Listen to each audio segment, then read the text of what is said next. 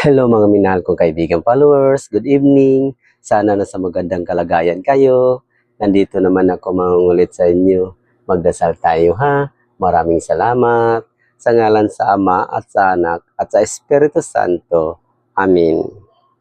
Ama naming banal na may magandang busilak na puso, gamitin mo ang inyong karangalan at kapangyarihan upang dulutan ng lunas at awa ang mga dumudulog sa iyo, Panginoon, lalo na sa mga kaibigan ko at yung nanonood sa video na to.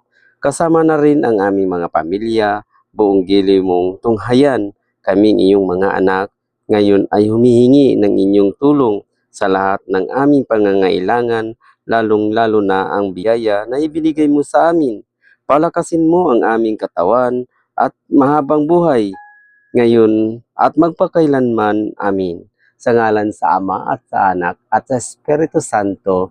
Amin. Bye-bye mga minahal kong kaibigan followers. Good night. Salamat.